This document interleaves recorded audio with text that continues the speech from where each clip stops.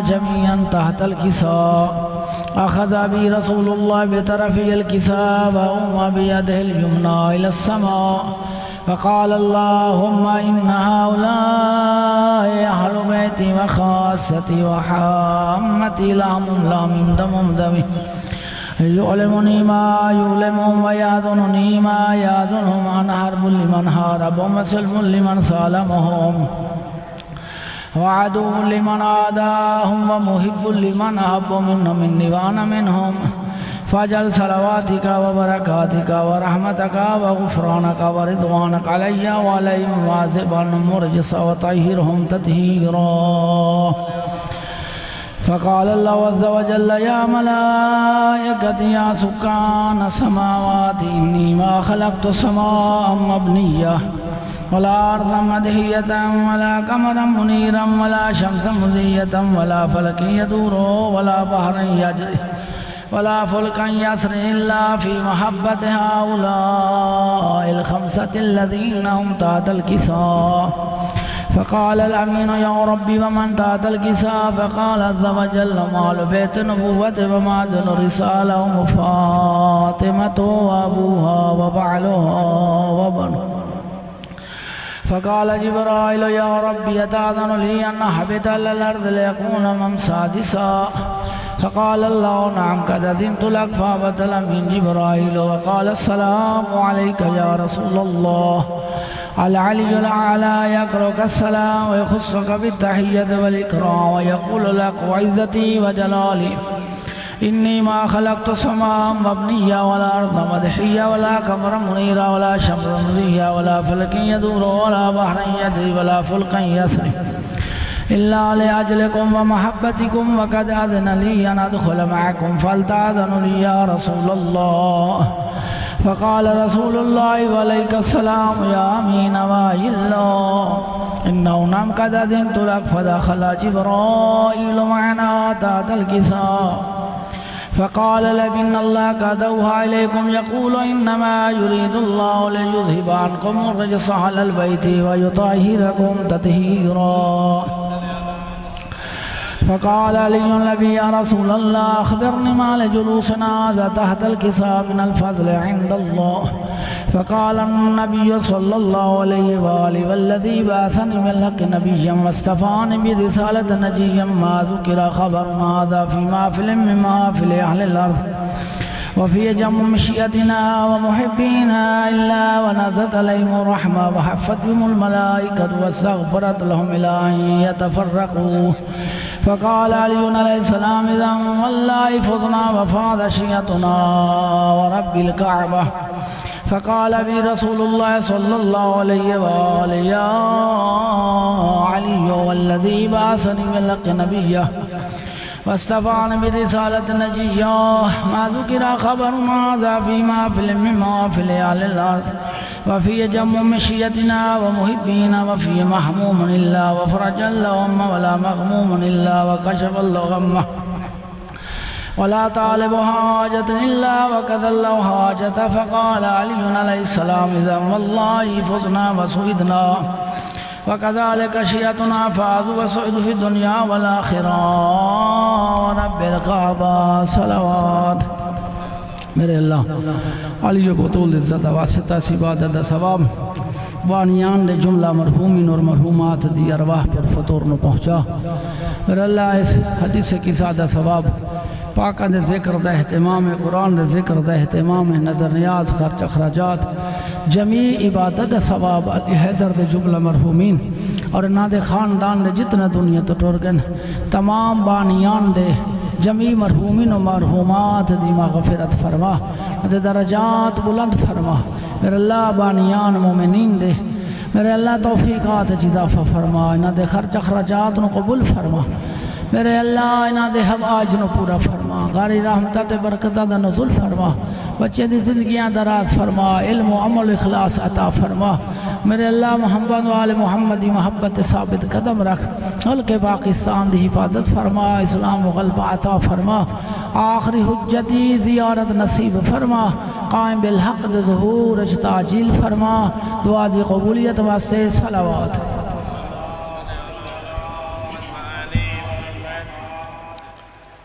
نعرہ تکبیر، نعرہ رسالت، نعرہ حیدری بر محمد و آل محمد صلوات۔ اعوذ باللہ من الشیطان الرجیم، بسم اللہ الرحمن الرحیم، الحمد للہ رب العالمین، والعاقبۃ للمتقین، ثم الصلاة والسلام على محمد صلوات وآلہ الطیبین الطاہرین المعصومین، لا سیما علی اخیہ و ابی بنی السید المطہر والامام المظفر والشجاع الغضنفر، نعرہ حیدری، الذی حبہ فرض علی الحاضر والغائب، وطاعتہ علی الخلق لازم وواجب، مولانا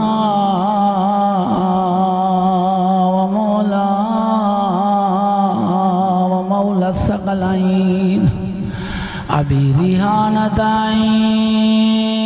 ومصلی القبلتین، ابی الحسن والحسین صلوات۔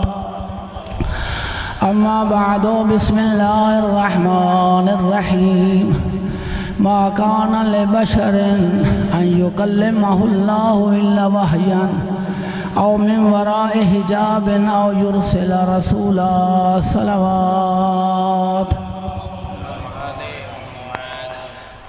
صاحبان ایمان و اسلام، ایصال ثواب کی مجلس بغرض ایصال ثواب آپ کا پہنچنا امام بارگاہ میں اللہ قبول فرمائے۔ قرآن مجیدہ کی ایک آیہ مجیدہ تلاوت فرمائی۔ اللہ کہہ رہا ہے کہ میں بشر سے بات نہیں کرتا، میرا اللہ روس گیا ہے، ما کان لبشر ان یکلمہ اللہ، میں بشر سے بات نہیں کرتا، الا وحیاً، کرتا ہوں مگر کچھ ذرائع کے ذریعے، ڈائریکٹ میں بشر سے بات نہیں کروں گا، تین ذریعوں کا سہارا، الا وحیاً، یا وحی کے ذریعے سے، او من وراء حجاباً، یا پردے کے پیچھے سے، او یرسل رسولاً، یا اپنا قاصد اور نمائندہ بھیج کر۔ پتہ چلا وہی بشر نہیں، چونکہ خدا بشر سے ڈائریکٹ بات نہیں کرتا۔ پتہ چلا جو پردے کے پیچھے سے کوئی آواز اور بات ہو رہی ہے وہ بھی بشر نہیں۔ پتہ چلا کہ جو قاصد خدا بھیج رہا ہے وہ قاصد بھی بشر نہیں۔ اللہ ایسا غیب ہے جو موجود ہے، نہ آنکھوں سے دیکھ سکتے ہیں، جسم و جسمانیت سے منزہ اور مبرہ ہے۔ ہم چاہتے ہیں کہ اس کی معرفت حاصل کریں، معرفت کے بعد اس کی اطاعت اور عبادت کریں، ہماری ہدایت ہو۔ وہ تو ہے غیب میں موجود، جسم و جسمانیت سے پاک ہے، ہم اس کے روبرو بات نہیں کر سکتے، نہ کوئی مسئلہ پوچھ سکتے ہیں، نہ اس سے کوئی گفتگو ہو سکتی ہے۔ اب ہدایت کی ضرورت بھی ہے، مخلوق کو معرفت کی ضرورت بھی ہے، مخلوق کو عبادت کی ضرورت بھی ہے۔ اللہ نے مخلوق کی اس احتجاج کو 3 ذریعوں کے ذریعے پورا کر دیا۔ پہلے کہا میری مخلوق میری معرفت سے محروم نہ رہ جائے، میں وحی بھیج کے اپنی مخلوق کی پیاس کو بجھاؤں گا۔ وحی کسے کہتے ہیں؟ میری قسمت معیار تھارے مجمع کٹھا کرے دونا تے کوئی نہیں، یہ بھی عبادت ہے تے باقی نہیں ماشاءاللہ تواڈی گل نہیں، تواڈی میرے بابا گل نہیں، سا رکھی تے حسین دے آزادار ہو، سان بڑے پیارے ہو، تواڈے واسطے تقدیم اور تاخیر دی گل ہے۔ صلوات پڑھیں۔ وحی کسے کہتے ہیں؟ وحی کے ذریعے اللہ اپنی مخلوق سے بات کر رہا ہے، وحی کے ذریعے۔ وحی کسے کہتے ہیں؟ وحی ایک ایسا نور ہے جس کے ذریعے اللہ جس بندے کو چاہتا ہے ہدایت کرتا ہے۔ اگر اس بات کی سمجھ نہیں آئی تو وحی کی تعریف کر دو۔ وحی کی کئی قسمیں ہیں، کوئی ایک قسم نہیں۔ کبھی نبی پر وحی ہو رہی ہے، کبھی فرشتوں پر وحی ہو رہی ہے، کبھی عیسیٰ کی ماں مریم پر وحی ہو رہی ہے، کبھی موسیٰ کی ماں پہ وحی ہو رہی ہے۔ وحی کی کئی قسمیں ہیں، یہ الگ بات ہے۔ میں آپ کے مقصد کی بات کروں، وحی کسے کہتے ہیں؟ غیب کے ساتھ جس کے ذریعے رابطہ کیا جاتا ہے اسے وحی کہتے ہیں۔ رابطے کے بغیر تو معرفت نہیں ہو سکتی، رابطے کے بغیر تو عبادت نہیں ہو سکتی۔ معرفت اور عبادت اور ہدایت رابطے کے بغیر تو نہیں ہو سکتی۔ میں نے پہلے کہا خدا ایسا غیب ہے جو موجود ہے، خدا ان آنکھوں سے نظر نہیں آتا، عقل کی آنکھ سے خدا نظر آتا ہے، اس آنکھ سے خدا نظر نہیں آتا۔ علی سے کسی نے پوچھا مولا جس خدا کی تم عبادت کرتے ہو کبھی اسے دیکھا ہے؟ علی نے کہا میں جس کو نہ دیکھوں میں نے اس کو کبھی سجدہ کیا ہی نہیں۔ جاگتے بیٹھے ہو، جسے نہ دیکھو اس کو میں نے کبھی سجدہ کیا ہی نہیں۔ مولا کیسے دیکھتے ہو؟ کہا میں اللہ کو اللہ کی نشانیوں کے ذریعے دیکھتا ہوں۔ اللہ زمین اللہ کی نشانی، آسمان اللہ کی نشانی، کائنات اللہ کی نشانی، کوئی چھوٹی نشانی، کوئی بڑی نشانی، کوئی کم نشانی، کوئی سب سے بلند نشانی، سب سے بڑی نشانی۔ آج آپ کو بتا دوں اللہ کی بڑی نشانی، بڑی خبر کیا ہے؟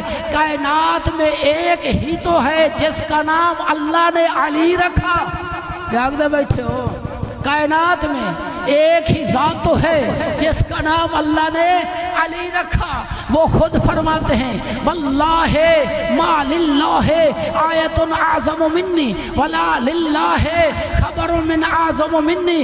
علی قسم کھا کے کہتے ہیں مجھے اس اللہ کی قسم جس کے قبضہ قدرت میں میری جان ہے، مجھ علی سے بڑھ کے اللہ کی کوئی خبر بھی نہیں، مجھ علی سے بڑھ کے اللہ کی کوئی آیت اور نشانی بھی نہیں۔ پھر قرآن کہہ رہا ہے جو میری نشانیوں کو جھٹائے وہ جہنمی ہوتا ہے۔ اللہ اپنے بشر سے بات نہیں کرتا مگر وحی کے ذریعے، او من وراء حجاب، یا پردے کے پیچھے۔ موسیٰ بن عمران کوہ طور پر خدا سے بات کرتے تھے۔ کس کے ذریعے موسیٰ سے بات ہوتی تھی؟ درخت سے۔ ایک صوتی لہریں تھی، آواز والی لہریں، وہی سے خدا کی آواز بنتی، موسیٰ کلام کرتا۔ میں کہتا ہوں یہ تو موسیٰ کی کوہ طور پر خدا سے کلام ہے، وہاں سے لہریں، وہاں سے آواز آتی، موسیٰ سنتے اور پھر جو جواب ملتا موسیٰ خدا سے گفتگو کرتے۔ ورائے حجاب کا معنی وہ آواز والی لہریں ہیں، درخت سے پیدا ہو جائیں یا فضا سے پیدا ہو جائیں۔ میں کہتا ہوں یہ جو لہریں پیدا ہوئی ہیں، یہ جو آواز آ رہی ہے، یہ آواز سنانے کے لیے خدا نے موسیٰ کو خود بلایا ہے یا موسیٰ خود چل کے آیا ہے؟ جاگتے بیٹھے ہو، بڑا فرق ہے۔ موسیٰ کو خدا طوفان نہیں، موسیٰ خود چل کے آتا تھا، کوئی مشکل ہوتی تھی تو میں کہتا ہوں ایک صوتی لہر، ایک فضا میں گونجنے والی آواز وہ آپ کو سنا دوں، وہ ایسی ہے کہ محمد اس آواز کو سننے کے لیے خود نہیں گیا، محمد کے رب نے خود بلایا ہے۔ پڑھوں قرآن 15واں پارہ، سبحان الذی اسری بعبدہ لیلا من المسجد الحرام الی المسجد الاقصی، پاک ہے وہ ذات جس نے اپنے عبد کو رات کو سیر کرائی۔ رات دی کئی سیر ہوتی ہے، دن کو بھی تو ہو سکتی تھی، رات کو سیر کرائی۔ دو باتیں ہیں، ایک رات کو سیر کرائی، دوسری بات یہ ہے کہ سیر محمد نے کی نہیں، محمد کو سیر کروائی گئی ہے۔ وہ صوتی آواز آپ کو سنا رہا ہوں، رات کو سیر کرائی۔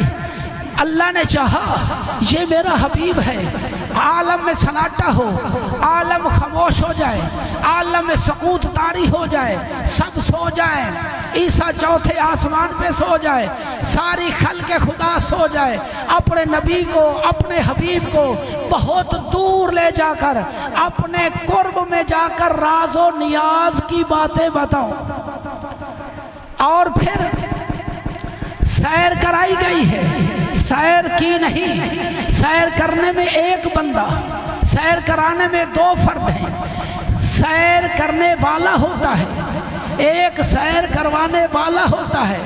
سیر کرنے والا محمد ہے، سیر کروانے والا محمد کا رب ہے۔ کہاں سے شروع ہوا؟ مسجد حرام سے مسجد اقصیٰ تک، پہلا آسمان، دوسرا آسمان، تیسرا آسمان، پہنچے کہاں پہ؟ سدرۃ المنتہا پہ۔ جب سدرۃ المنتہا پہ پہنچے، جبرائیل رک گیا۔ نبی نے کہا جبرائیل کیوں رک گیا ہے، آگے کیوں نہیں بڑھا؟ جبرائیل نے کہا کیا کروں، مجبوری ہے، حدود و ربک، آگے تیرے رب کی حدود میں جاؤں تو پر جل جائیں گے۔ جاگ دے بیٹھے ہو، حدود و ربک، آگے تیرے رب کی حدود ہے، میں نہیں جا سکتا، میں جاؤں تو میرے پر جل جائیں گے۔ یہاں پہ میں کہا کرتا ہوں کہ سدرۃ المنتہا پہ جو رک جائے اسے جبرائیل کہتے ہیں، حدود ربوبیت میں جو چلا جائے اسے نبی کہتے ہیں۔ علی کے لہجے میں، جس لہجے میں خدا نبی سے گفتگو کرے اسے علی کہتے ہیں۔ لہجہ کس کا تھا؟ علی کا۔ وہاں پہ ایک صوت تھی، بہرحال آؤ یرسلا رسولا، یا قاصد بھیج کے پتہ چلا وہی بشر نہیں، اور وہ آواز جو لہر تھی وہ بھی بشر نہیں، اور قاصد سے مراد جبرائیل ہے، وہ بھی بشر نہیں۔ مقصد کیا ہے؟ مقصد ہے ہدایت، مقصد ہے عبادت، مقصد ہے اطاعت۔ یہ واسطہ اور وسیلہ کے بغیر نہیں ہو سکتی۔ واسطہ چاہیے، وسیلہ چاہیے، ہم خدا کے سامنے روبرو گفتگو نہیں کر سکتے۔ وسیلہ اور واسطہ کے بغیر ہمیں کیا پتا خدا کا حکم کیا ہے۔ جاگ دے بیٹھے، خدا کے حکم پر عمل کرنا عبادت ہے۔ خدا کی معرفت کے بعد جو خدا کا حکم ہوگا اس پر عمل کریں گے تو یہ عبادت ہے، یہ ہدایت ہے، یہی معرفت ہے۔ ہمیں کیسے پتہ چلے کہ ہم نے جیسے خدا چاہتا ہے ویسے ہم عبادت کریں؟ تو حکم الہی کو معلوم کرنے کے لیے واسطہ اور وسیلہ کی ضرورت ہے، چونکہ سمجھنا، سمجھانا، افادہ، استفادہ، افاظہ، استفادہ، کوئی بات معلوم کرنی، کسی کو سمجھانا، کسی کو سمجھنا۔ ہم ڈائریکٹ تو خدا سے بات نہیں کر سکتے، وہ موقوف ہے واسطہ اور وسیلہ پر۔ چونکہ حق اور خلق کے درمیان، اللہ اور مخلوق کے درمیان کوئی واسطہ نہیں ہے۔ کیوں؟ کوئی نسبت نہیں ہے، کوئی اتنا زیادہ نسبت نہیں ہے۔ وہ اللہ جو ہے وہ محتاج نہیں، مخلوق محتاج ہے، وہ بے نیاز ہے، مخلوق محتاج ہے، وہ لیسا کمثلہ شیء ہے، انسان کا شریک ہے، وہ لامحدود ہے، مخلوق جو ہے وہ محدود ہے، وہ انتہائے کمال ہے، مخلوق انتہائے نقص ہے۔ یعنی کوئی نسبت نہیں ہے حق اور خلق کے درمیان، لہذا واسطہ کی ضرورت ہے، وسیلہ کی ضرورت ہے۔ وہ لامحدود کمال ہے۔ انسان انتہائی نقص ہے، دیکھنے میں آنکھ کا محتاج ہے، سننے میں کان کا محتاج ہے، بولنے میں زبان کا محتاج ہے، جسم میں ہونے میں اس جسم مادی کا محتاج ہے۔ وہ محتاج نہیں، وہ انتہائی کمال ہے، وہ آ نہیں سکتا، اگر آ جائے تو وہ کمال نہیں رہتا۔ نقص میں یہ جرت نہیں کہ وہ کمال تک پہنچ سکے۔ جاگ دے بیٹھے ہو، کمال میں یہ نقص میں آ نہیں سکتا، چونکہ وہ آ جائے تو وہ کمال نہیں رہتا، اور نقص میں یہ جرت نہیں کہ وہ کمال تک پہنچ سکے۔ اللہ مخلوق میں آ جائے، لیسا کمثلہ شیء نہیں رہ سکتا۔ ہدایت کی ضرورت ہے اور عبادت کی ضرورت ہے، معرفت کی ضرورت ہے، اطاعت کی ضرورت ہے۔ تو پھر ایسا واسطہ اور وسیلہ تلاش کرو جو ادھر خدا تک پہنچ رہا ہو، ادھر مخلوق تک پہنچ رہا ہو۔ بتا دوں وہ واسطہ اور وسیلہ محمد و آل محمد ہے، چونکہ خود معصوم فرماتے ہیں لولا نحنو ما عبد اللہ، لولا نحنو ما عرف اللہ۔ ہم نہ ہوتے اللہ کی عبادت نہ ہوتی، ہم نہ ہوتے اللہ کی معرفت نہ ہوتی۔ مقصد ہدایت، اللہ اکبر، مقصد معرفت ہے۔ یا رسول اللہ، یا علی،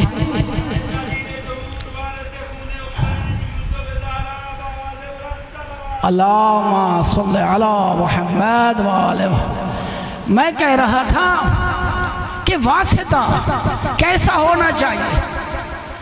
بشر محض جو فقط بشر ہو وہ واسطہ نہیں ہو سکتا۔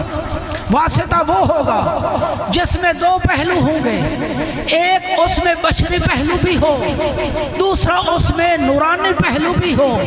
فقط نور ہے تو وہ بھی واسطہ نہیں بن سکتا، خدا سے پیغام تو لے گا، مخلوق کو نہیں سنا سکتا۔ اگر فقط بشر ہو تو وہ بھی واسطہ نہیں بن سکتا، بشر میں تو رہے گا، خدا تک نہیں پہنچ سکتا۔ لہذا واسطہ وہ ہو سکتا ہے جس میں دونوں پہلو ہوں، نورانی پہلو بھی ہو، اس میں بشری پہلو بھی ہو۔ نورانی پہلو کے تقاضے سے وہ خدا سے پیغام لے سکے اور بشری تقاضا کے مطابق مخلوق کو بتا سکے۔ ضربت علی یوم الخندق افضل من عبادت ثقلین، علی کے ہاتھ کی جنبش ثقلین کی عبادت سے افضل ہے۔ یہ ہے وحی اور یہ ہے معرفت کہ واسطہ کے بغیر معرفت نہیں ہو سکتی۔ اب مقصد ہے ہدایت۔ اللہ جس کو چاہتا ہے ہدایت دیتا ہے، جس کو نہیں چاہتا ہدایت نہیں دیتا۔ آپ کے ذہن میں یہ سوال تو آئے گا کہ ان کا کیا جرم ہے جن کو اللہ ہدایت نہیں دیتا؟ ہدایت نہ ہو تو وہ جہنم میں جائیں گے، جن کو ہدایت دے رہا ہے ان کی کون سی خوبی ہے کہ اللہ ان کو ہدایت دے رہا ہے؟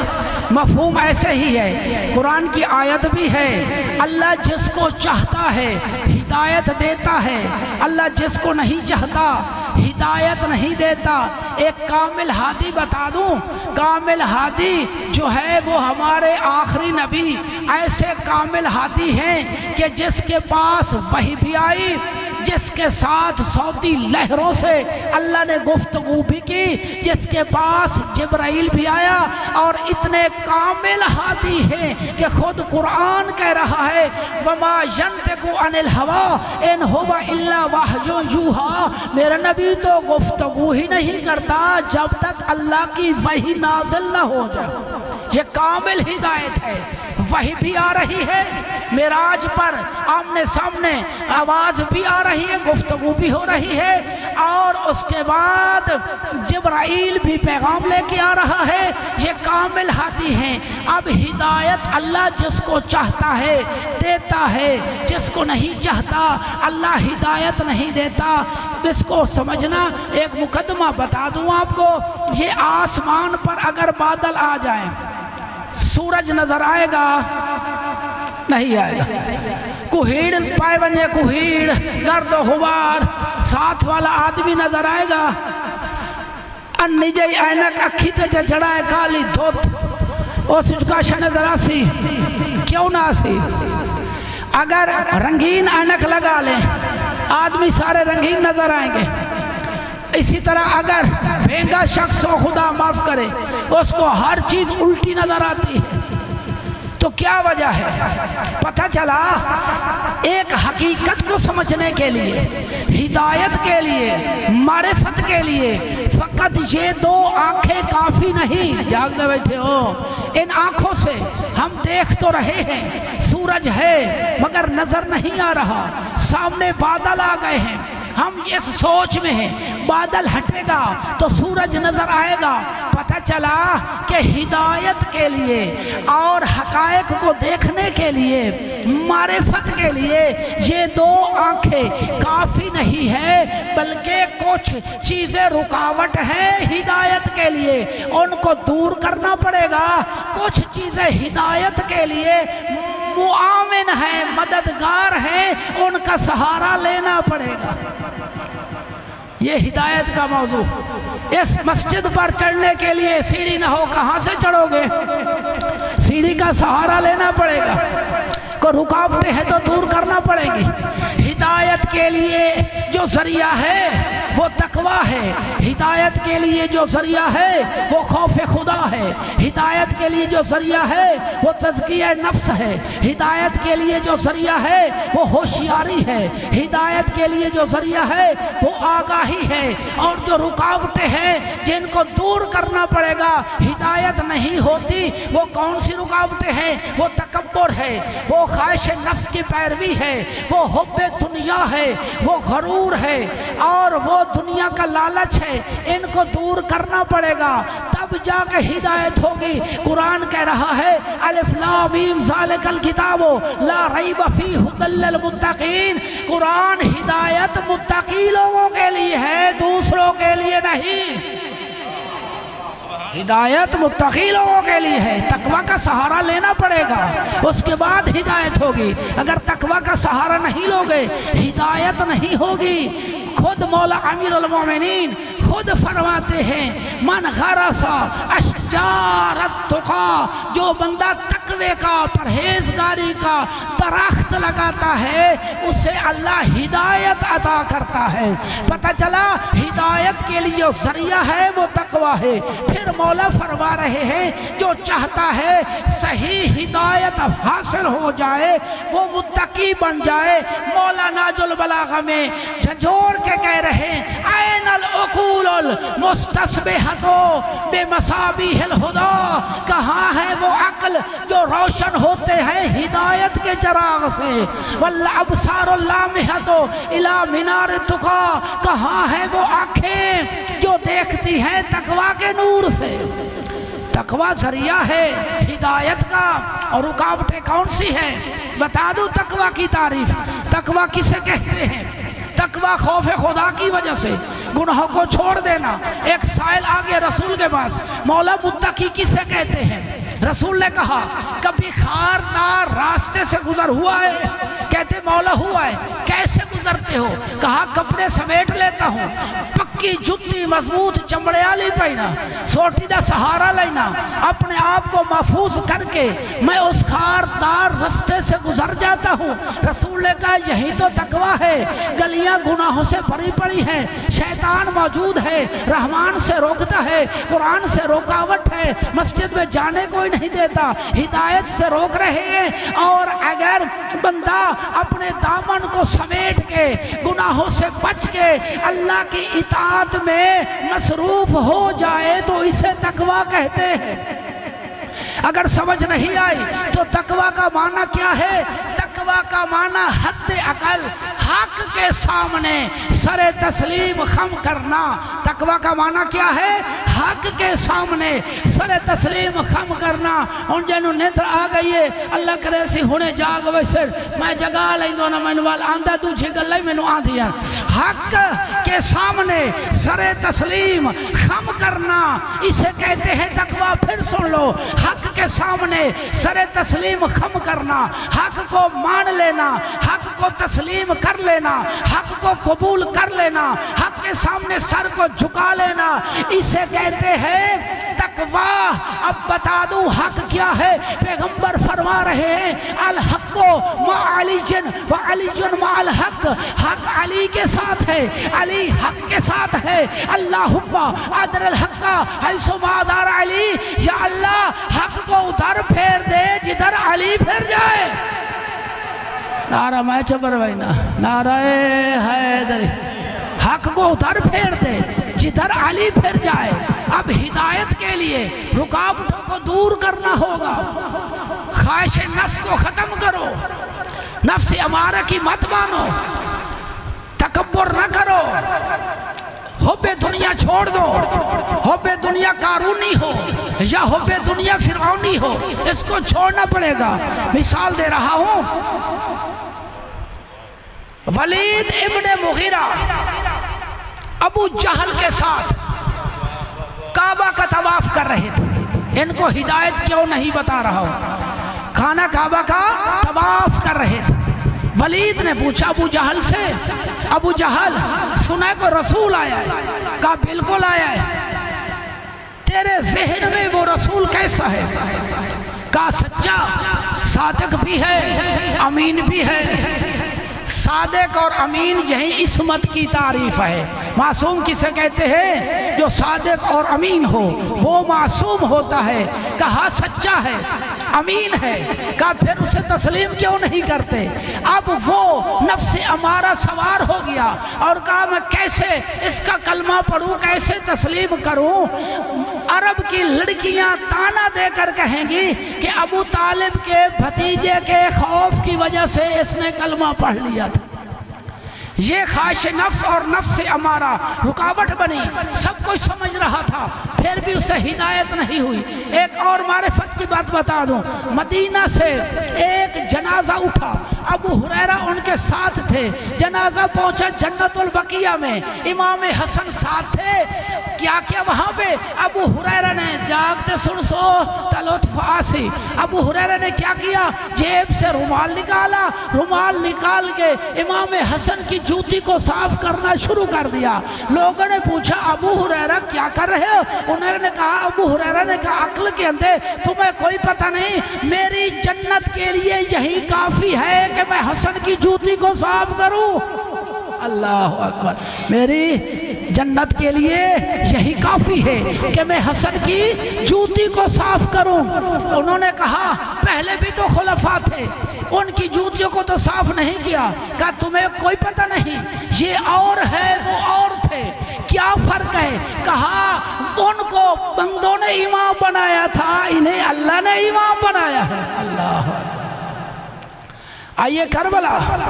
میں نے کہا حرص دنیا یہ رکاوٹ ہے، ہدایت نہیں ہوتی. یتیم کا حق کھا رہے ہیں، کیا ہے؟ حب دنیا ہے. مسجد بنا کے رقبے پر قبضہ کر رہے ہیں، یہ حب دنیا ہے، ہدایت نہیں ہوگی. اور دودھ میں ملاوٹ ہو رہی ہے، یہ حب دنیا ہے. اس سے کیا ہوگا؟ ہدایت نہیں ہوگی. چلو کربلا آپ کو بتا دوں، وہاں پہ ہدایت کی ایک رکاوٹ وہاں پر بھی موجود تھی. قوم اشقیاء کی صف، ایک طرف حسینیوں کی صف، دوسری طرف امام حسین گھوڑے سے اترے، اونٹ پر سوار ہوئے. ہدایت کی بات کر رہا ہوں.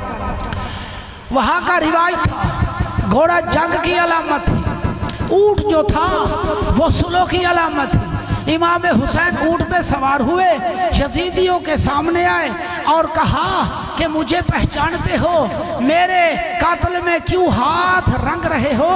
مجھے پہچانو، میرا نام حسین ہے، میں دوش رسالت کا سوار ہوں، میں رسول کی زبان چوس چوس کے جوان ہوا ہوں، میرے سر پر امامہ رسول کا ہے، ابا رسول والی ہے، کبا رسول والی ہے، نالین رسول والی ہے، میں نے زہرا کا شیر پیا ہے۔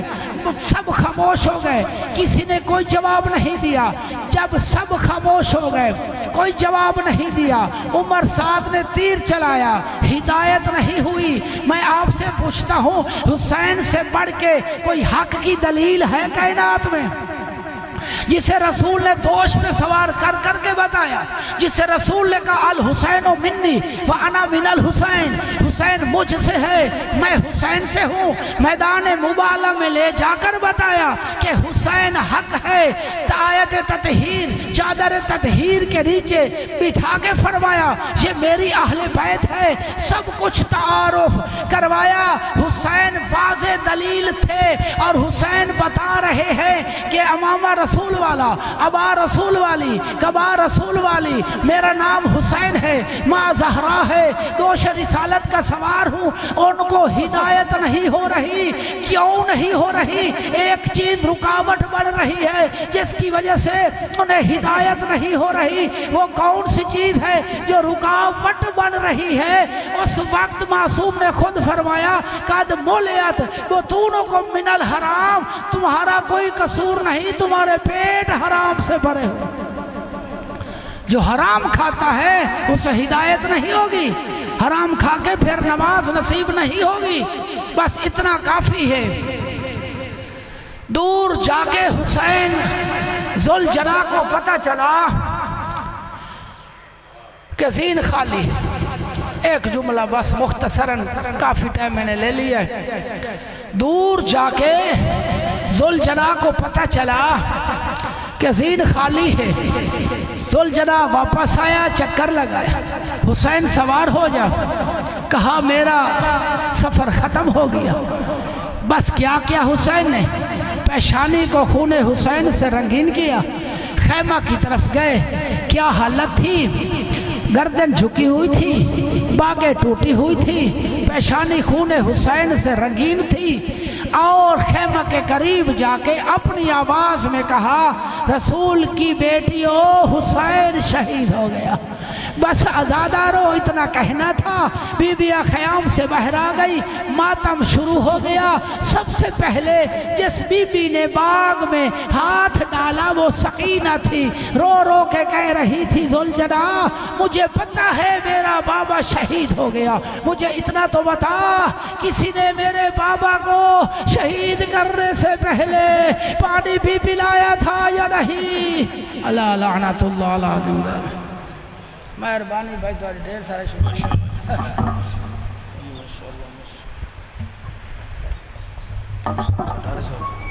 تھوڑا احسان وسیم